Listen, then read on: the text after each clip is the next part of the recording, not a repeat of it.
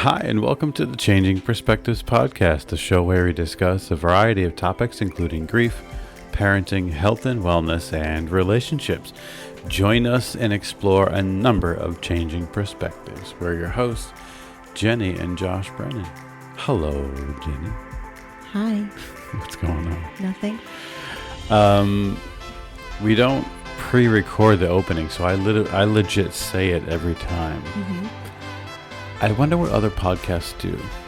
I think a couple of podcasts actually do reread it every time. Some pre-record. I just want to go on record saying I suggested from the beginning that we pre-record. It takes like 8 seconds to read it, though. So why would I pre-record that and then drop it in every time? It's kind of a mess. Why are we talking about this? I don't know. Okay. It just popped into my head. I'm being loose because last episode we talked about Kaizen, and we discovered that I require a little more structure, and I'm trying to be structureless. Oh, well, you didn't have to be. Is that okay? Yeah, that's good. How are you? I'm really tired. I just hit a wall. Yeah, you did. You totally hit a wall. You're like different person than you were. I'm really sorry. Half an hour ago. I came down the driveway, and you and our youngest were standing at the end of the driveway after work, and our youngest had hand-picked flowers for me. Yeah, and you guys from our yard. said, you're not coming in the driveway. We're taking you out to dinner. And then we met our teenager there because he was walking around town. And then I had a wonderful dinner, and now I'm ready for bed at 7:00. Yeah, it's okay. It was a long day. It was a nice surprise. We this is basically our 1 day a week now of sort of our night off from our current season of sports, and which is a nice leeway into what we're talking about today. So you mean segue? Segue. What did I say? Leeway. Yeah. I meant segue. Okay. A nice. Oh, maybe I meant lead into. Yeah. Or whatever. Maybe. We're talking about youth sports today. We talked about this. We teased this briefly in episode 41. But anyway, we decided tonight would be a great night to surprise you and say, okay, let's go out to dinner, because we don't get a lot of chances to do this now that we're in football season, and you deserve a couple of strapping young men to take you out on a date. And Jacob picked the flowers himself. There was only one strapping young man there. Hey now. I resent that comment very much. I'm a strapping young man. Okay. I'm still in my 30s. Okay. All right. Anyway, hey everybody, don't forget to like us, review us, and follow us, and give us a rating and review on iTunes. We are very excited to announce we're still in the top 40 charting for relationships on iTunes, on Apple Podcasts, so that's very, very cool. Thank you for all your love and support for our podcast and our show and what we're trying to do. So we want to chart in other areas as well, of course. So if you go ahead and give us a like, a review, and a follow, and share some episodes by sharing episode links, that'll be quite excellent. And also just a quick shout out, we now have Changing Perspectives merchandise available, which is really exciting. So you can head to jennybrennan.com, click on the resources page, and click visit the shop on jennybrennan.com to see all kinds of cool gear for Changing Perspectives. There are it's basically apparel. I think like a sling bag is available, and a hat, and some shirts and sweatshirts and stuff. So check that out when you have a free moment. So Jenni, you had written a couple of pretty great blog articles on this topic that I think might be a good way to reference, or a good reference for us in today's episode. In today's episode, we are going back to a parenting topic. I feel like we haven't done a parenting episode in a while, but we are back to a parenting episode, and we're going to tie it into what's current for us right now. I know you may be listening to this, and maybe it's not football season, maybe it's baseball season, or maybe it's field hockey season or something. I don't know. I don't know when field hockey season is. I am the parent / coach of boys, so we obviously don't have field hockey players, but who knows when you could be listening to this episode. But for right now, for us, it's football season. So it's very apropos, I guess, would be a good way to put it, for us to talk about this, because it is football season. And ahead of football season, about a month or so ahead of football season, we did release an episode all about myths about youth football. We talked a lot about the concussion sort of scare and everything, and how the sport is changing to, I guess, be more attentive to the potential injuries. And I would like to re-record that episode now that our oldest child officially runs the ball. Yeah. And is now getting tackled and not just doing the tackling. Yeah. Although it's a little yesterday, different. a child that tried to tackle him got hurt. Let's jump right into it and talk about the difference that we see with the level of youth sports when kids start going through puberty. Right? What does that have to do with youth sports parenting? It has a lot to do with it, because you have to make the decision, like what happened yesterday, right? The mismatched sizes. And was it a little kid that got hurt? Yeah. Oh. Yeah. Oh, see, when I watch football, yep, more than any other sport, I can only focus on one thing. I can watch, and I have to decide before the play starts. This is funny. Am I watching my child? Am I watching the ball? Am I watching who? I guess those are my two options. Yeah. And then I guess sometimes I get sidetracked. So I can't see everything. So a play is over and 50 million things have happened. There's stuff happening on the line. Yeah. There's people getting tackled. There's people with the ball. And I only see one small snippet of it. Mm-hmm. So I just saw him running with the ball, and I'm surprised you saw that, honestly. no, because I was watching. That was because it was the ball and him. Made it easy. Okay. And I saw a kid trying to take him down, but I don't remember what that kid looked like. But so, this is also my brain. You never want me to be an eyewitness. We talked about that. I don't know. Jacob was asking me this at dinner because the bleachers at the game we were at yesterday, the away bleachers, were a death trap. And we were there for like 17 hours yesterday. And I watched one game that neither of my children were in, but one child was warming up. So I watched the first game and then decided I would move up higher to see an actual game that my child was in. And as I was climbing up the bleachers that I was sure were going to break any second, I lost my shoe. My flip-flop fell off all the way down the bottom of the bleachers. So I was like Cinderella. And a little boy was kind enough to climb down and get it for me. And Jacob was wondering who that little boy was. So he was like, what did he look like? And I was like, I don't know. He maybe was 7 or 11. I don't really know. And he said, was he blonde or did he have brown hair? And I said, I don't know. I don't even know if it was long or short. I don't remember these things. But what I do remember is the emotion. And I remember that which makes you a good therapist. This kid was trying to tackle our oldest, and then another kid came, and then there was an injured child who got injured because he tried to tackle my giant child, and my giant child actually got pushed on top of him.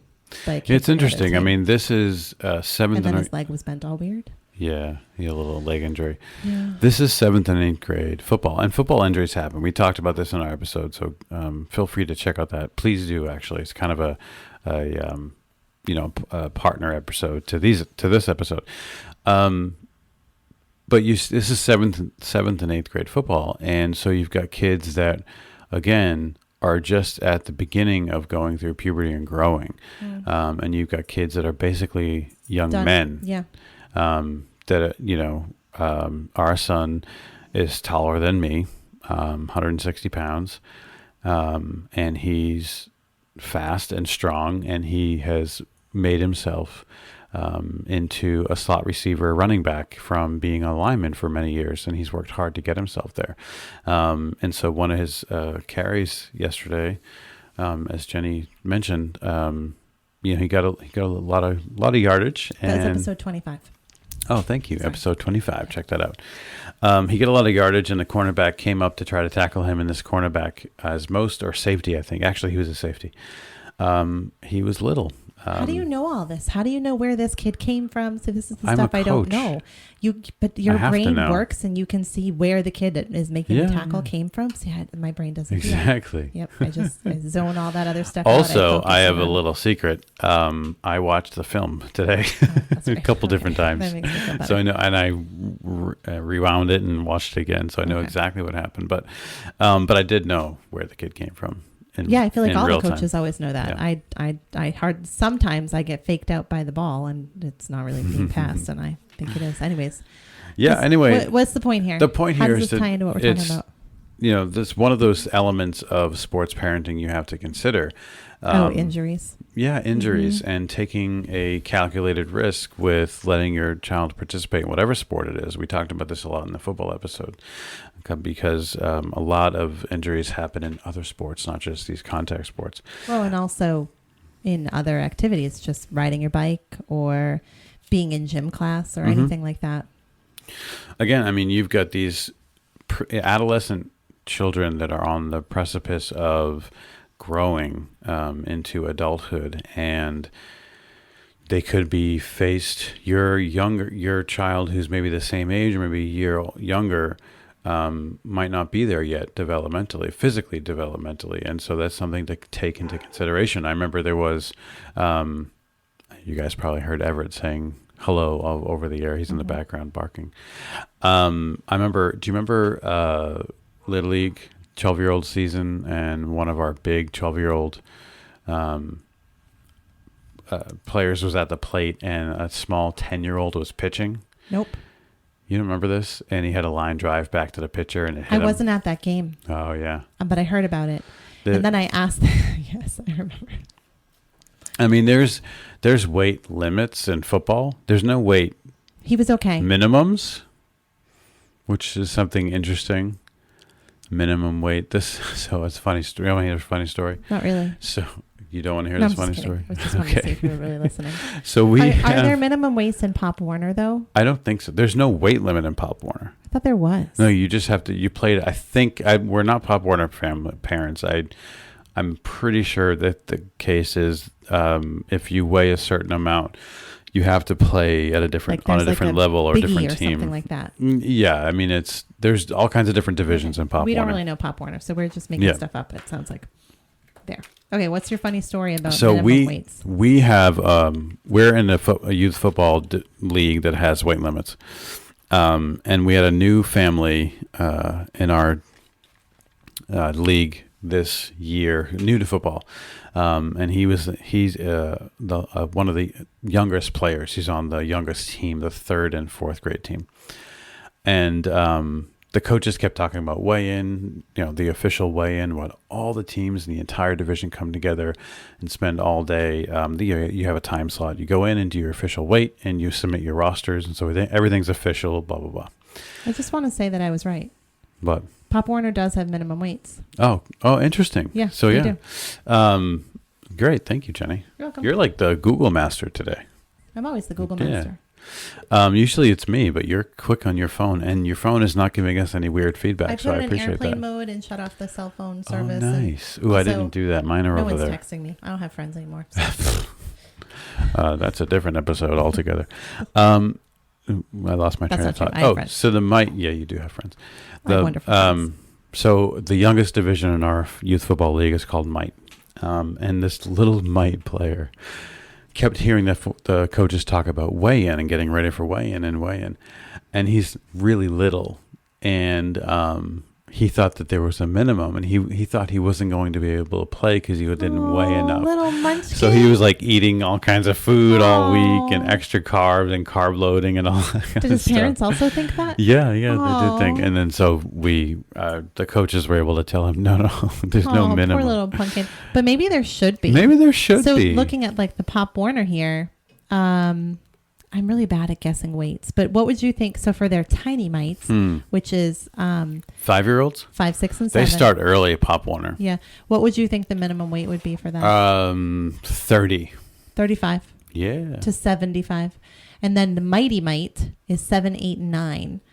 What would you think that would be? Mighty Might, I would say minimum weight is 45 or 40. Very good. 45 to 100. Okay. It's a wide range there.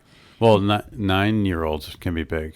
And so Our 9-year-old last year was big. This is what I'm thinking of. So then they have junior peewees, and junior varsity, and each of those are broken up into 2 categories: older and lighter.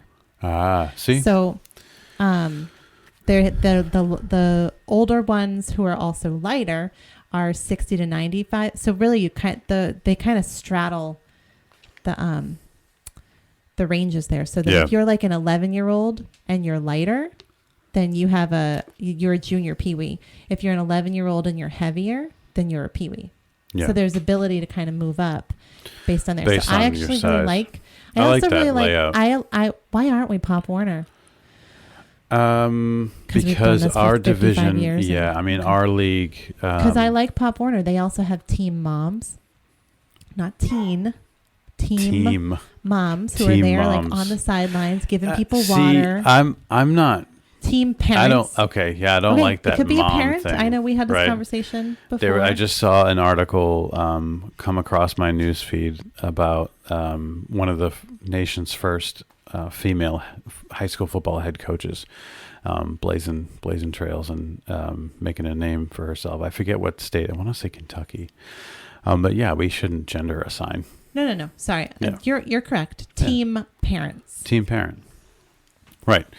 But I like Pop Warner. I think, and you have AYF, which is the American Youth Football League, which a friend of mine, his team is up in New Hampshire. Is and AYF. What are we? Are we just our own league? We're independent. Yeah. Oh, that makes so much sense. Yeah. Massachusetts, we do it our own way.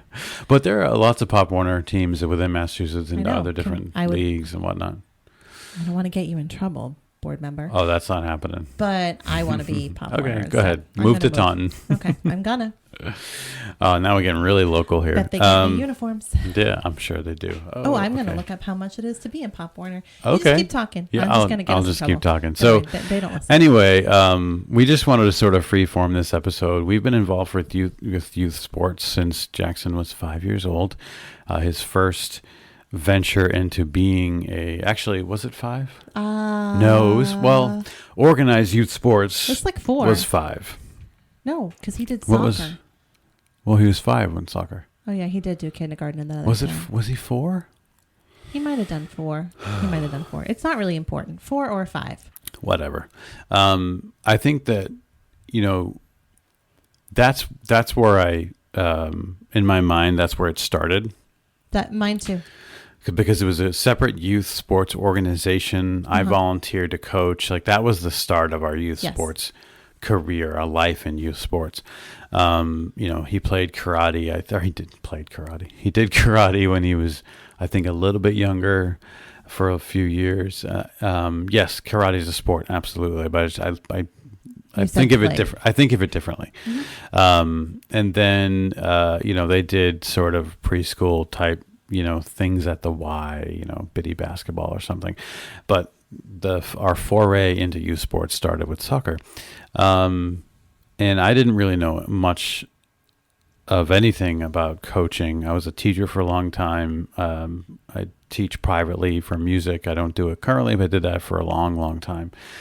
Taught preschool. So I think coaching is a natural sort of transition, easy sort of lateral move for me. And it allowed me to sort of be there and have that experience with our two boys being a coach. And so I think if young parents are listening or folks that are planning to be parents in the future and aren't parents yet, if you want to get involved and you don't know much about the sport, first of all, YouTube and Google and podcasts actually are your friends. I learned a lot about coaching baseball through podcasts actually, a lot of podcasts. A very much of podcasts? Yeah, I don't know what I'm saying. I learned a lot about basable. I learned very much from podcasts. I don't think you should listen to those ones again. Yeah. This has been a long day. Okay.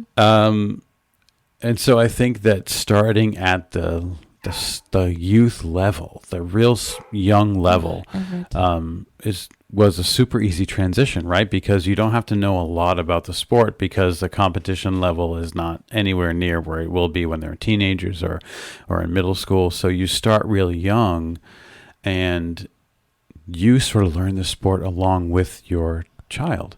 That's what happened with soccer with me. In fact, the town we were in, the youth soccer organization, held a clinic for coaches, for parents that wanted to be coaches that didn't know anything about the sport, which I thought was really great. And that was sort of my first introduction to learning how to be a coach, because I know how to talk to kids. I know how to teach kids, get down their level. I have preschool training. And so that part was easy, but it was like, okay, how do I know how to teach? How do I learn how to teach these skills? And the soccer organization we were a part of ran a clinic, so it was really great. Plus, again, I can't say enough about YouTube and Google and podcasts to learn as much as you can about the sport. So that's how I started. And for me, it was really enabled me to really have a connection with our boys beyond just a parent-child connection. It was sort of to the nth degree. When they were young, we worked opposite when they were young. I worked a lot of nights, and you worked days. And so a lot of the time during the day I was sleeping or whatnot. Mm-hmm. And the sport coaching element allowed me to spend even more time with them, and allowed them to be in their activities. So you have been over there Googling, and your thumbs must be on fire. What do you have to tell us? Well, I'm telling you that we're putting our house on the market and we're moving to that town because they run a season of flag and tackle football concurrently. So you sign up and you choose flag or tackle, and they have flag and tackle cheer as well. Oh, that's so cool. They have cheerleaders for flag, nice, which I think is wonderful. So if you don't want to do tackle, and they have a Pop Warner program, and it is half the cost of our program. Just want to say. For Pop Warner? For Pop Warner. Wow. Excellent. Literally half the cost. So that's we're moving. Interesting. Okay. Alrighty then. I don't think the boys will be on board with that, but sure. Should we take a break? No, why? I think we should take a break. Okay. You never want to take a break. You always want to take a break. Guess what? We have ads. We're on a break. We have. No, we're on a break. We were on a break. We have ads. We need to run those ads, so we do that in the middle. So we're going to take a break right now. Are we in the middle? I feel like we're just getting into it. Well, I think we're about 20 minutes in or so. Okay, maybe that's because I was not paying attention. So the role of Josh tonight, researching, is being played by Jenny. Okay, bye. Bye. Okay, we will be right back.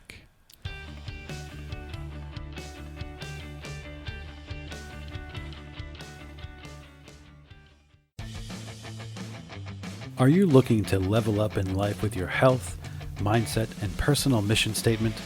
Are you a coach of a sports team or leader of an organization looking to build critical leadership skills for your team? If so, then look no further than GetBurley.com.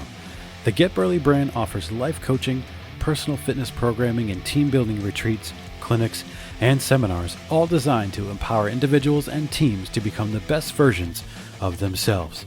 The Get Burley Team Building and Leadership Development Division works specifically with athletic teams, corporate groups, and educational institutions.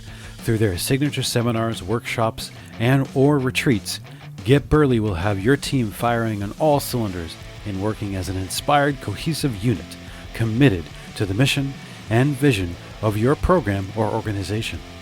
Get Burley will build the inner strength necessary for you and your team to gain clarity around your mission, input strategies to enhance mindfulness, amplify personal accountability and ownership, and much, much more.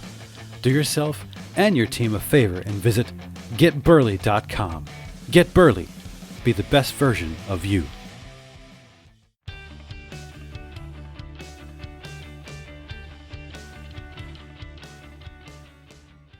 We are back. All right, Jenny, what did you have? Did you do some research during the break? What do you have to share with us over there? They also require your report card. And I just looked and saw that a couple of the towns that we play, so they're in the same league, also require a report card. That's interesting. What do you think about that? I want to say we did at one point. I don't remember ever. Not while we were. No, never. There was a sport. Not with us. Yeah, I think there was a sport. I don't quite remember. I don't remember ever turning in there. I think that's a great idea for youth sports because it matters in high school. Oh, good point. Mm-hmm. Does it matter? Yes, that's true. You have to maintain and it matters good in grades. college. So, yeah, it should matter. That I'm thinking about the kids that are struggling, but really, you're not. But you're saying, I think you say maybe it doesn't. Maybe the consequences aren't as severe. Yeah, it doesn't if say you're like struggling. it doesn't say like you have a minimum grade point average to play. It's just that you have to turn it in. So I feel like the act of turning it in is important. Yeah, that's cool. It's interesting. So you're a Pop Warner fan over there. That wasn't just Pop Warner. That's other towns. Other towns that we play mm-hmm. in our division, right? Yep. So I've been talking the most, I think, during this episode. Yeah. Do you have anything to add? Do you have any thoughts? So here's my thought, actually. I feel like what just happened is what happens.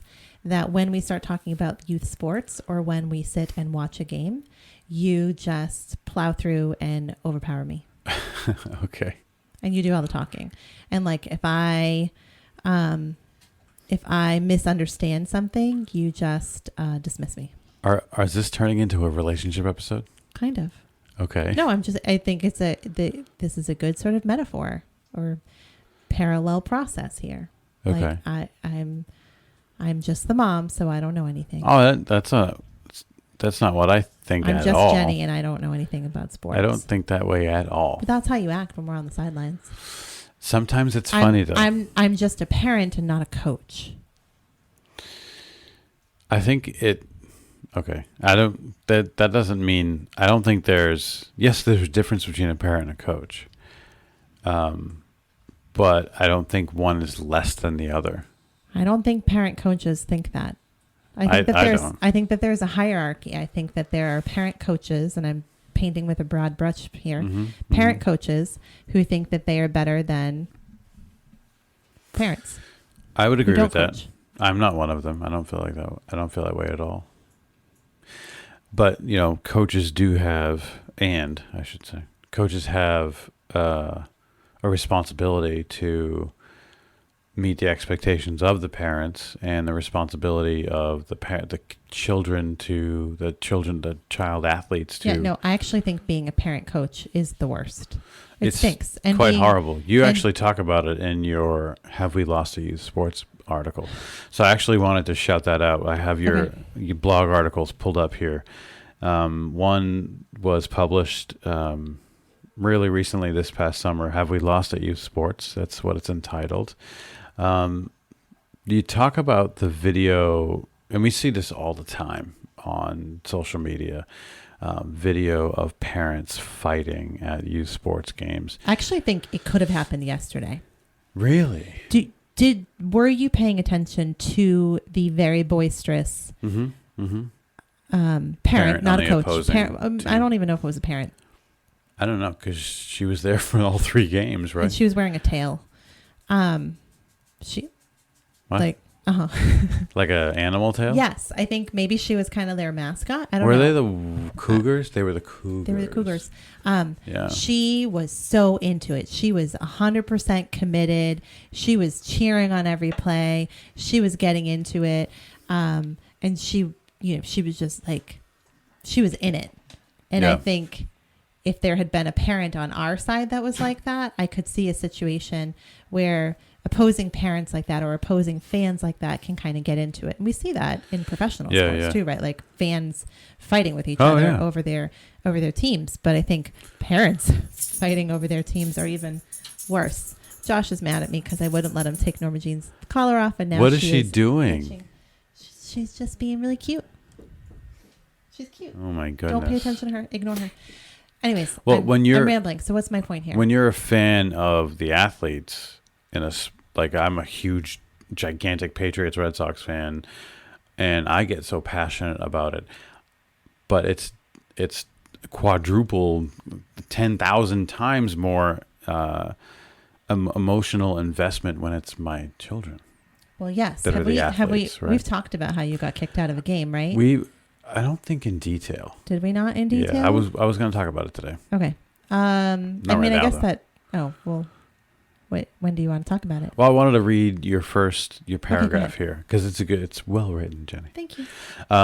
You wrote, recently video surfaced of a physical fight that broke out between parents at a baseball game for 7-year-old children in Colorado. The cause of the fighting? Parents of the players disagree with the 13-year-old umpire's decisions. As video of the incident circulated over social media and even national news outlets, many people appeared to be shocked that adults would display such terrible and illegal behavior over kids playing a youth sport. And you wrote, I'm not shocked, not even a little. Why did you write that? Well, because I haven't seen brawls. I haven't actually seen fists fly. Have I? I'm just thinking. I don't think so. I don't think No, I haven't. It has happened at a game that I was at, though, football game, but I did not witness it. But we've almost witnessed it. And that was what made us switch from baseball to football. Oh, that was what made me say, okay, we can let the kids try football because it was over a baseball game. So it must have been when he was 7-ish. 8. 7 or 8. So his 8-year-old. He was 8. And the playoffs almost ended in... There almost was a physical altercation. Yeah. And I would like to say that was when the baseball in our town started to erupt at that point, because parents of 7 and 8-year-old children were taking it to very, very personal, almost physical levels. And people were not banned, but they were not expelled, suspended.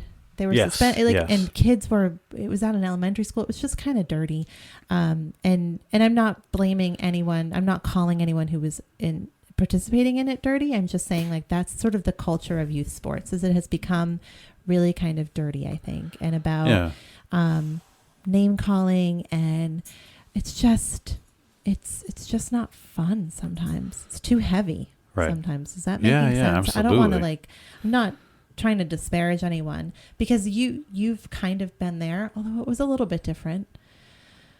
Well, as a league official, and I volunteered in many capacities, through basketball, baseball, football. As a league official and coach, I've been in situations where I had to calm parents down when they disagreed with both adult umpires and kid umpires. Mm-hmm. I witnessed that in baseball 2 summers ago. And that's just, we have a 13-year-old who was a kid umpire a couple times this season. Right. And because of stuff like this is why so nerve-wracking. We said, sure, you can be an umpire, but one of us has to be there. Every time. Not because we were proud to see him. We were, and it was awesome. He did great. I liked watching him. But solely because we wanted to be there in case any of the parents, grandparents, spectators started yelling at him, because we've seen it happen. Mm-hmm. We've seen adults make children umpires cry. And and then the parents get involved, and it's just, so have we lost at youth sports? If you sort of scroll all the way down to the bottom, I'll give the ending away. No, we haven't, because there's still these wonderful moments that happen in youth sports. And so for me, it's still far more positive than negative. And the negatives are the adults. And the positives, for the most part, are the kids. Yeah, absolutely. And so we have to kind of remember that it's youth sports. It's funny you said that. So you wrote, in short, adults simply are forgetting to be adults. Yeah, our job is to zip it. But listen, I'm there too. I yell out in the stands sometimes, and I yell at the refs sometimes. Sometimes I'm wrong. And my husband just lets me kind of hang there and isn't like, oh, Jenny, that's actually not really a rule. It's okay. You just ignore me. I try hard not to do that. Not yesterday. I will try hard not to do that moving forward. Okay, thanks. Yeah.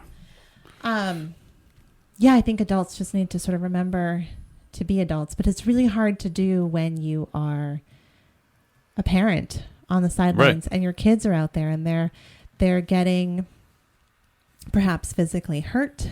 They're getting emotionally hurt. Yeah. They're having a hard time with losing. They're having a hard time perhaps with not playing. Yep. It's actually can be heartbreaking to watch your child in some seasons. And we've had those seasons, I think, in every single sport. We have, yeah. where it's really hard to sit and watch your child work their butt off and not get seen. Right. Or be ignored because there's politics going on, because there are politics that go on. Unfortunately. And that's life. That's an important life lesson. You know, I think kids often say it's not fair, but life isn't fair. Right. And I think youth sports is a great way for kids to learn that unfortunate lesson. You wrote, the truth of the matter is I've been in the shoes of these adults when they lose their cool. Yeah. And you just alluded to that. And I guess that's a good transition into talking about what happened with me. Did we talk about this? I think we did. And I actually don't know that I would say you lost your cool. I don't think I did. I think we did talk about it. We did talk about it. On the youth tackle football. I think I outed you. You did out me. And then we talked about it. So if you're interested in the full story, go back and listen to episode 25. But yeah, it's coming back to me as we were. But it wasn't that you lost your cool. It was that you didn't think. Our child was sort of struggling, and you could see that he was starting to really kind of crack under the pressure of everyone thinking he had deliberately hurt someone.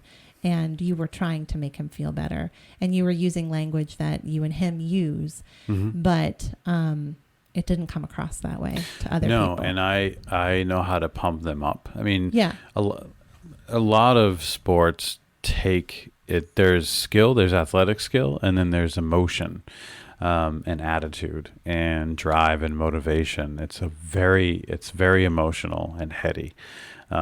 Coupled with, I think there's some famous baseball quote by maybe Nolan Ryan or somebody that says, maybe even Babe Ruth, I don't know. It's like baseball is like 80% mental, 20% skill. And that's just not true of baseball. It's true of, I think, multiple sports. And so I know how to talk to them. Yogi Berra. Yogi Berra. Thank you, Jenny. You are the Google queen tonight. Yep. That's pretty great. Yep. What is the quote? Baseball is 90% mental and the other half is physical. Yeah. Well, that doesn't add up. That's Yogi Berra for you. But yeah, I mean, I think when I said that to him, it was something, you hit the nail on the head. It's something I say to him one-on-one.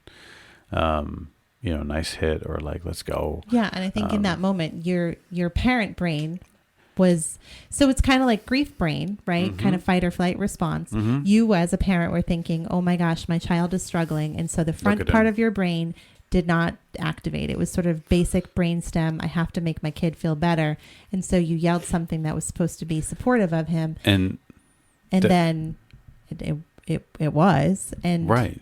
And it sort of inflamed the situation because others did not find it. And I didn't see, two things I want to say. I didn't see anybody else around me. No, because the rest of your brain shut off. I forgot that there was people behind me in the stands. That there was players to the left or right of me. And your kid. I saw him, and that was it. Yep. And I wanted to tell him.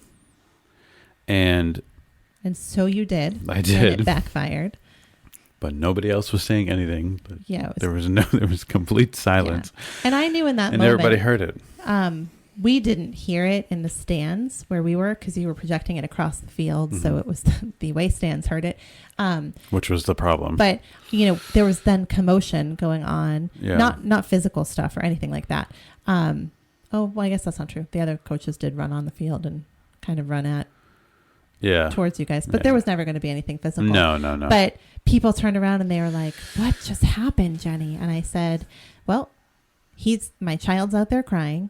My husband is on the sidelines holding the chains. I bet he said something to make him feel better, and the other team took offense to it. Yeah. Just knowing, because he was also my child, and so sitting in the stands, I was feeling the same thing too, except I wanted to kind of run out there and hug him and yell at people and be like, stop it. That's not what my boy would but, I didn't. And to this day, that game and that moment, that hit, that play affects him.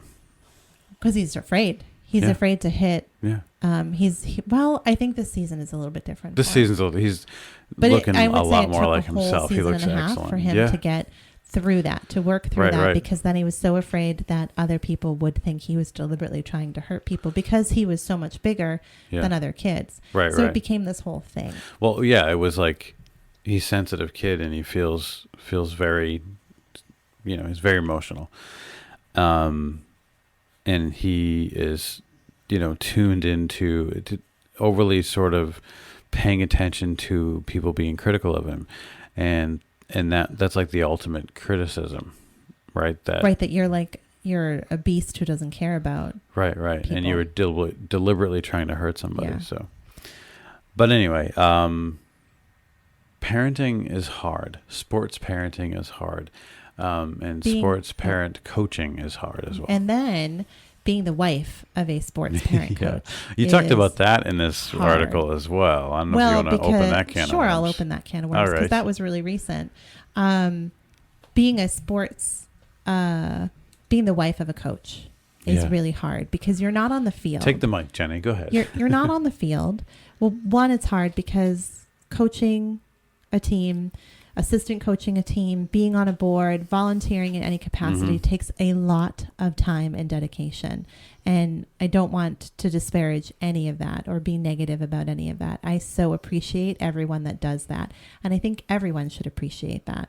I think that there's a need for more people to step up and volunteer 100%, and do that. Absolutely. Not only does it take a lot of time and energy sort of on the field with the kids, but also preparation. I was talking with another, a woman whose partner is an assistant coach, and she was talking about how like every night he's researching plays and he's, kind of running play calls and talking about it with his son and figuring stuff out. And she has to sort of get to a place where she's like, okay, enough, stop. Let's just kind of talk about something else. And that is true, I think, of every sports season, whether it's you're coaching basketball or football or baseball. It becomes our life. Like tonight after dinner, we got in my car and I said, my car smells so bad. And you it's still said, in there. Oh, you have to go get it. You said, oh, I left the football bag in here. I think it's probably the football bag. That's gross. So, so it really takes over your life, whether it's a football bag in your car or in your dining room, or plays being written at the table, or every sort of social gathering with other adults being about sort of coaching and stuff like that. It takes over your life. So that's hard. Also, being at the games is hard because other parents chirp. Other parents are wanting the best for their kids. I've been on both sides. I've been the wife of the coach who's being kind of chirped about, and I've also been the parent doing the chirping about the coach because you in that moment you care about your child.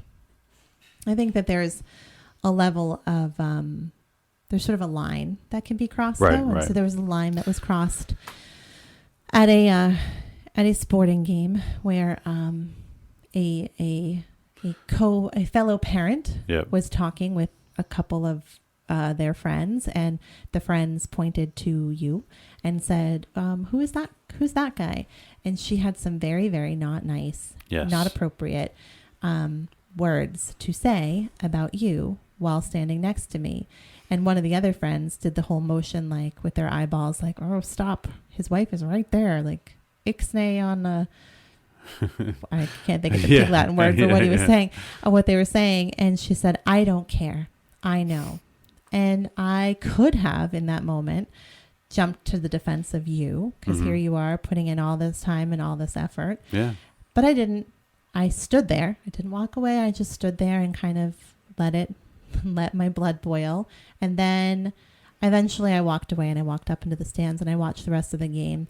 And really, actually, that was what sort of sparked this this article that I wrote. The blog post, because it was the same week that the video came out about the sort of brawl at the baseball game.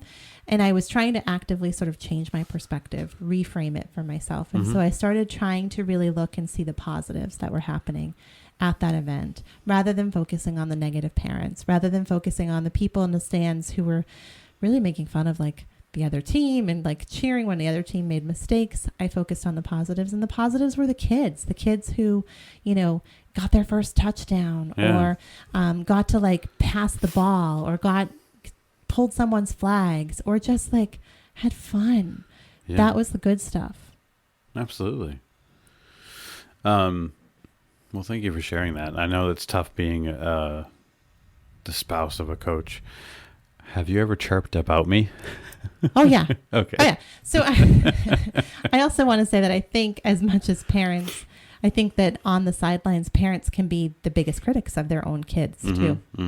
I don't think it's ever appropriate for parents at the youth level to be critics of other kids, other people's children. That's hard for me to tolerate. Yes. You've seen that too. And that actually, that was when Yeah. I did kind of, I didn't lose my mind, but I spoke my mind after another parent heckled our child during a baseball game. Yeah. Did we talk about that before? I don't think so. I marched over to that left field and I spoke my mind. Mama Bear came out big time. I was angry, crying almost. Yeah. I was so mad. And now I think that parent is afraid of me. But guess what? Yeah, that's he won't fine. ever heckle my child again. Yeah. In left field.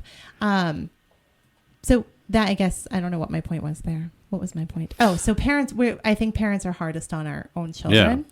But I think as coaches' wives or coaches' husbands, we are probably extra hard on our spouses too. Yeah. I would agree with that. Well, yeah, you've never You have had to me be. as a coach. Yeah, but didn't You've you never say been you on were a the other coach side. the other day? In our last episode, you mentioned you're a coach. I did. Actually, I think, so I take credit for when our oldest was at Cooperstown and he was in a little bit of a slump and Yeah. then he hit a grand slam. I take credit for that. Yeah. Because that morning, because he was having a really hard time mentally, he was not in a great place because you get into a slump. And if you get into a slump in baseball, it's really hard to kind of get out of because you don't get that many chances at bat. So he was in a slump, the end of his little league career, really important stuff. And he was staying with the team and with the coaches at like the barracks, and I and his sibling and all the other moms and dads that weren't coaching were staying at like a campground. And so that morning before his game, I texted him I sent him some motivational memes. Yeah, and encouraging some motivational stuff. And then he hit a grand slam. He did. So I take credit for that because I coached him mentally. Yeah, that's great. You're a great mental coach. Thanks. Yeah. And we just talked about Yogi Berra told us that 90% of baseball is mental. But I do think 90% of most sports is mental. And I agree, And 100%. what I see kind of across 100%. the board in youth sports, not with every coach, is sort of what I think is this old adage of like, we just have to be nasty. And if you don't make enough tackles, then you're doing 75 laps the next practice. And I don't know. It's not not motivating. Well, when you think about child development and you think about what motivates children, now I'm not talking about high schoolers, I'm not talking about college people, I'm not talking about adults, I'm talking about first, second, third, fourth, fifth, and for the most part, a lot of middle schoolers. Yeah. Doesn't motivate them. It just doesn't. It shuts them down. It defeats them. It makes them leave the sport. It makes them leave the team. And I don't quite understand why that's still sticking around in youth sports because I don't know either. it's not sticking around in the field of education. Like our field of education has changed. Mm-hmm. You know, gym teachers in schools have changed from what they kind of used to be when we were in school. Like education has progressed. But I feel like it hasn't quite caught up on a lot of the youth sports fields. Why is that? Is that because we just have parent coaches who don't have training in education? Exactly. It's volunteer coaches who don't have any real background. And it's, except for their own experiences being coached when they were kids, being kind of brought up that way. Mm-hmm. You know, I think it is, what it comes down to is, you scramble for coaches, you scramble for volunteers because there aren't any. Right. And so you just have, you just got to meet them where they're at. Exactly. And provide different resources and tools that they need to be successful. Thanks, Everett. But, when you are, we have two in here today. Yeah. But when you're thinking about, how you want to influence others dogs are making they're playing all kinds of noise. Now is a great time to play. That's okay. Hey, hi guys, can you chill out? I think we're almost done. How do you influence others? How do you build relationships with your with the people that you're trying to lead? So because a coach is a leader, right? How do you motivate them? I equate it to a professional setting. You mentioned the education system. There's no longer, gone are the days of, a boss being a boss, right? Being an executive and telling people what to do. Now, I think that still happens, honey. You work in like nice nonprofit. I do. I work in a progressive nonprofit. Yeah, like health stuff. But I think but generally speaking, people are trying to move to the direction of leaders and not, people who lead with integrity and with a focus on relationship building and influencing others and inspiring others. And I think that should be the way youth sport coaches lead a team. And you're right. That's a lot to ask of them. If You're they've right. got their jobs and they've got their families and they're giving up their time for practices and games and game prep and meetings. If you're then also saying like, hey, you've got to learn how to kind of be a teacher and like read these articles or whatever, that's a lot. Right. That's just a lot. I think it probably should fall on the boards. The boards which that are run it. usually also made up of volunteers that maybe don't work in a field like I work in, or but I also don't have an think, experience like that. Are there? I'm wondering if there's studies on this. What are the sort of gender roles on these boards? Are they primarily like? Is there this kind of notion that like the boards are really for dads and not so much for the moms, unless you're the mom of a cheerleader or the mom of a softball player? Yeah, I mean, the vast majority of the boards that I've been on are all men. And the females on the board? Females on the board are primarily responsible for things like fundraising, concession, cheerleading, that type of thing. Apparel. And note-taking. Right. So I feel like that's really where our opportunity for change is at the board level. And here we're sitting in a town where one of our sports boards has like 24 positions and only 10 have been filled for the past couple of years because people aren't volunteering because it's hard. It's a huge time commitment. It's a huge time commitment. But I feel like that's kind of where youth sports needs to go, is I think more parents, not just dad coaches, but moms and other dads who don't want to coach, but maybe have great sort of business background and can say, hey, I don't know anything about football, but I can do a mean budget and I'm going to help you with this. Or, moms who say, I don't know anything about football, but what I do know about is social emotional development of second graders. Right. And so let me do sort of a quick in-service for 20 minutes. Yeah. Or let me go, kind of stand with the coach for 20 minutes and then kind of give some pointers, not criticism, but just some insight. I feel like that's right. That we need to do more.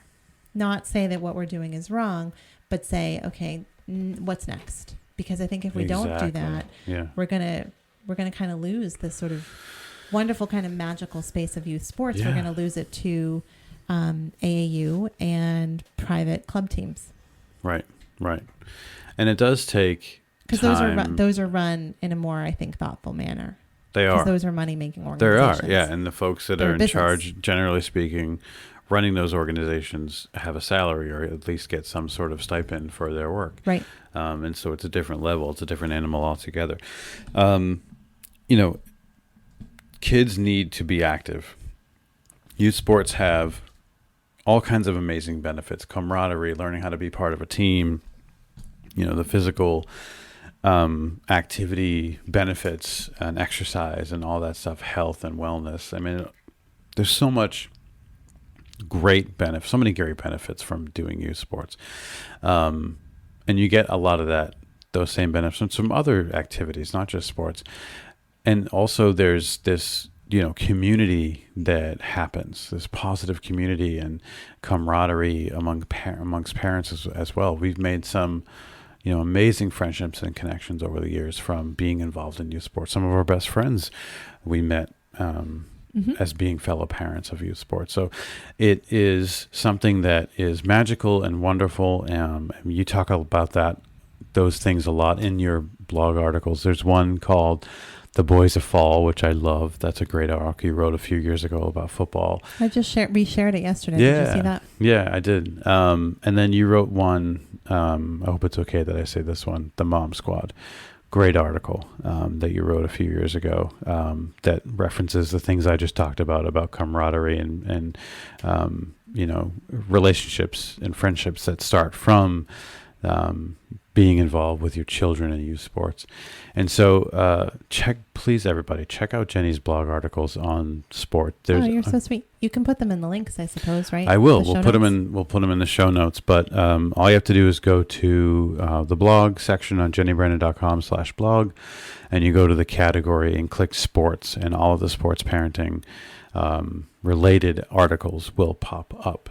But this is football season, and I'm so pumped and excited to be coaching football for the first time. Jackson said this yesterday, and it brought tears. I'm an emotional guy. We've talked about this on many episodes. Well, it's not the first time you're coaching football. It's the first time you're coaching for our him. Oldest in tackle football. And he said that. He said that yesterday. Did you catch that on the way to the game? No, I thought you said that. No, he said it. What did he say? He said, "Hey, this is the first time Dad's going to be in the sideline with me as a coach." Oh. And that was like, I was like, oh, he realized that. Aww. It was really great. And being there with him and being as a coach with him at this level in this sport is just amazing. It's a great experience. I coached Jacob 3 years in a row football. This is his 4th year playing. I do miss him very much, but it was really weird to not see you out there with him. It was really weird to not be out there with him. It was like when... And I couldn't sit still. No, it was awful. You were awful. I know. I couldn't sit still at all. The second half, though, if you notice, I sat with you and I stayed there. And yeah, you were still really jerky. I need to figure out how to be a dad. I guess you went through that when Jackson transitioned to we talked about club that. baseball. Yeah. And you went in to the previous it was the first episode, time that right. you hadn't coached him, and you did get better as the season went on. Yeah. And you were able to I'll be better with Jacob. You were able to kind of lean into like, oh, okay, I just sit on this side of the fence here, and I can just sit in my chair and drink like an iced coffee from Dunkin' Donuts and get yelled at when I try to coach. Exactly. By my wife. I will say you're not the coach. But yesterday I noticed things about the offense and the defense, and I wanted to make adjustments because I've been a coach of Jacob for 3 years, and this is the first time that I haven't been, and so it was challenging. But I promise you, I will do better next week. My favorite part was when you're like, I'm going to go talk to him about this, and I was like, sit down. You are. It's the middle of a game, and you're not the coach. You're just a parent right now. I saw something in the O line that that needed to change because I'm a lineman coach. That's what I played. So that's my specialty. And I saw something that needed to change. And Jenny, I was literally getting up to walk to the coach, who I get along with really well. So you still can't walk up to him in the middle of the game. I know. And so but that's your like. He and I will chat later, and but I didn't need to do that in the middle of the game. No, but you were going to. I know. So being this is where being a coach's wife is hard. Like it's hard for the moms and the dads that don't coach, that sit on the stands all day long, that watch all those games and watch their husbands or their wives coach, right? And get criticized, and watch their babies out there playing or not playing well or not playing well, getting hurt or hurting others. Like it's a lot. And then when their coach spouse sits down and tries to we've got to corral you and deal with your mood if it's very a lost active day game. for you. It's being a mom on the sidelines is a lot of work. It's not. I think maybe that's why I enjoy going to football practices so much, because I don't have to be. I can just sit there and watch. But on game day, I have to. Did you mention going to refill the waters? No. So we haven't talked. Let's ask that right now. Can we address that right now? Yeah. So you're on call this month. So you have your work phone with you because you're on call 24 hours a day, and your personal phone. And before we parted ways yesterday, before the very first game, you gave me your personal phone and said, if anyone from work calls my personal phone, text the work phone and let me know. Yeah. That was my directive. And I had my phone with me. And every, 20 minutes or so, I would sort of check the phones just to make sure. Yeah. At one point, in the middle of the game you were coaching, I get a text message on my phone saying, the team's almost out of waters from you. Was I supposed to do something with that? Maybe. Really? Were you? Yeah. Was that your way of asking me to go somewhere to magically get water? So I hadn't got that far in my thinking, you process. Were just like, I was Jenny's just like, there. She's gonna because you had mentioned something. Because I brought you the empty water bottle. Jackson had emptied his water bottle. I had a bottle of water. I know, but I brought you his Yes. empty one, and you said, "Do you need more?" And I said, "No, he's just going to use the team I just water." meant, do you want me to pull the one out of my bag? Right. It doesn't matter what. But were you asking me to go take the team waters and fill them up? Not yet. That would have been the next text. But we sent some of the new players, the JV. They don't really play on don't Sundays. send the coach's wife. No, You're but not you even the have head before coach. for the mites. You remember you did it before. Yeah, but I wasn't I wasn't the head coach's wife. This is where you take advantage of me. Yes, This is where but coaches' I wives wouldn't. get taken advantage of. That was I just my stress, being like, just the gonna world dump was it out on of water. Jenny. Yeah. So I apologize for that, but we got it figured out. So anyway, no, that was just me telling you where we were at. Wasn't asking you that, but I think you were. If I had run down on the field then and been like, "Do you want me to go miss my child playing and go fill waters?" You would have been like, "Yes." Right? no, I wouldn't have. We would have figured it out. Okay. Yeah. All right. Yeah. Anyway, Because the other coaches would have been like, "Josh, don't make Jenny go right now." the whole point is that moms have a big plate of responsibilities on game day. We all do, and Yeah. siblings do too. I feel I feel really bad for all the little siblings that have to sort of hang for hours and hours and hours. Their time will and come, hours though. and hours. Yeah, for a lot of them it does. It gets to be their time. Mm-hmm. But there's a lot that goes into youth sports, and I think in general, it's exhausting, it's expensive, but it's still really worth it. And I think the weekends that we have youth sports Wouldn't are change it so for much anything. more Yeah. full and rich and memorable than the weekends in which we don't have any youth sports. So I'm thankful for it, and I appreciate everyone that volunteers, because I don't volunteer. I've never volunteered for a board in youth sports because, quite frankly, I do it enough for both of us. It's too kind of like drama for me potentially. I can't. That's not where my strength is. So I don't volunteer. We don't for the need boards, both of us doing it. So. and I don't volunteer for coaching or anything. I let you do that. I feel like our family makes enough of a contribution, but I do think that more families should try to contribute. Maybe you don't have time to be on a board. Maybe you don't have time to coach, but maybe you could volunteer in some other way. You can't. No, you last year in baseball, you volunteered. I did. I ran the whole snack shack. Yeah, but it was all awful. online. We used. If anybody out there is running a youth sports organization where you require parent sign up for some sort of duty, whether or not that's concession stand or manning registration or taking ticket sales or something, use Sign Up Genius. Yeah, we can put that in the take it show back. notes. I did. I ran that whole concession. Yeah, you stuff. did. You did. And I was the vice president of baseball that year, so I had a lot of responsibility. And actually, I had offered it to the board before that year. I had said, I will do this. Let's try something new. So I take it back. I did. You didn't have to attend meetings or anything. You just had to do Spend everything hours from and hours and your hours a day computer. managing. It was a lot. And chasing people down. I'm just thinking of our friend. Yes. Yeah. You can sign up with a fake name on there. And he's a listener, so shout out to Mike. You know who you are. Phil. What else was I going to say there? So I did do that. But we'll throw that in the show notes because that's a great resource for any parent school volunteer organization. But so Sign Up Genius. there was a way where I felt like my skills could be I Kaizened it. To go back to what you said towards the beginning of the episode, sort of lean in, or no, like it was a little while ago. You said, my strength is this. Can I help with this? Right. And your strength was organization and computer skills. Right. And so I said, let's try to, kind of improve this snack shack situation. And I'm not going to come to a meeting. I'm not going to be on the board. I'm not going to vote. I'll just do this for you. Right. And so I did. And so that was a way that I contributed. So I take that back because I said I never volunteer. I never do anything, but I guess I did. You did. Give myself a pat on the back. All right. I feel like this was a very nebulous, free-flowing episode. I don't really know what our point was, but just I liked to it. sort of We talked about sports parenting and our experience with it. I think we did sort of skim the surface of sports parenting. Yeah. We talked about it before. We talked a lot about this in episode 25 from Myths About Football. If you listen to my guest spot on the podcast called Shut Up and Dad, we talked a lot about sports parenting and coaching there too. So this is a huge part of our life. We will talk about it again. It will come up maybe more in a more specific more way structured too. or specific. Do you have any questions or topics you want us to address with sports parenting or parenting, coach parenting, whatever it is? Please let us know. Drop us a line. Cool. Do you have anything else, Jenny? No. Can we go to bed now? Well, I think our child wants us to watch Monday Night Football with him. Okay. So I can do that that's too. next. Okay. Yes.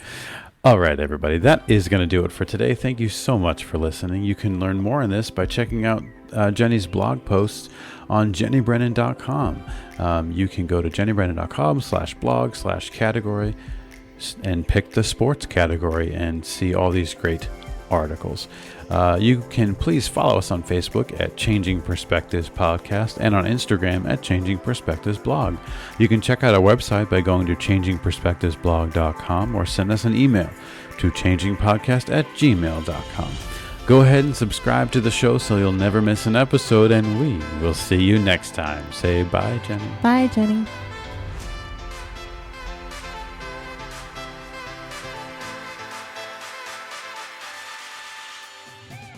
The Changing Perspectives podcast is produced, recorded, and edited by Dizzy Studios. Please visit Dizzy Studios on Facebook, facebook.com/DizzyBird Studios.